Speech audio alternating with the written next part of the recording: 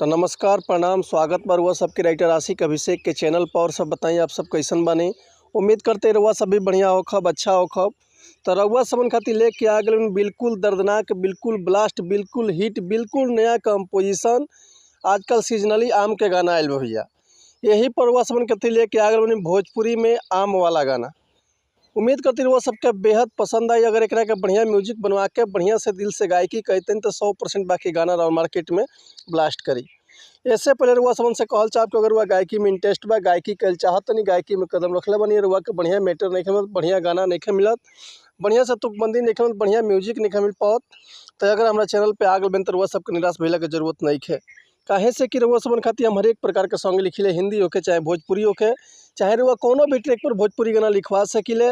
Orchestra संग, love संग, बेवफाई संग, लोकगीत, लयदारी, रंगदारी, जातिवाद संग, भक्ति भजन, चाहे बोल बम के गाना, चाहे वो अपना मन पसंद के कोनो भी गाना लिखवा सकिले, वो बिल्कुल उचित चार्ज पर।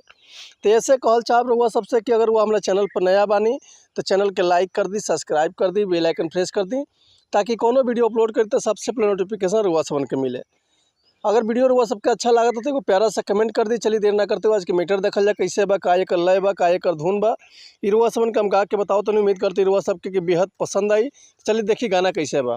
एगो लड़के एक जनी के देखले बा त का कहता कि बेचतारू घूमी घूमी पाकल आम हो, बोला है दशहरी के काले बुदाम हो। ए बोला ना कि बेचतारू घूमी घूमी पाकल आम हो, बोला है दशहरी के काले बुदाम हो। हवे पेड़ के पाकल बोला कि हवे पेड़ के पाकल की बोला कइले बारू चीट हो। पहिले टेस्ट कराव हई दुनु, पहिले टेस्ट कराव हई दुनु के, देखी खट बावे की मीठ हो। पहिले टेस्ट कराव हई दुनु के, देखी खट बावे की मीठ हो। पहिले टेस्ट कराव हई दुनु के।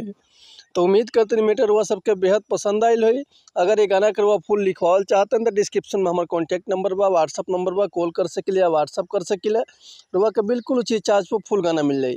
एक बार वह सब वहाँ पर कॉन्टैक्ट नंबर बताए थे। हमारा कॉन्टैक्ट नंबर बा 8178244875 और व्हाट्सअप के भी नंबर यह बा 8178244875। एक और बात रुआ सबसे कहल चाहब कि अगर हमारे गाँव में कोनो मिस्टेक भइल होखे, अगर हम बढ़िया से ना गौले होखी तो भैया खातिर क्षमा चाहता नहीं। ऐसे कि हम गायक ना है, रुआ सब उनके खाली बता सकिले, समझा सकिले।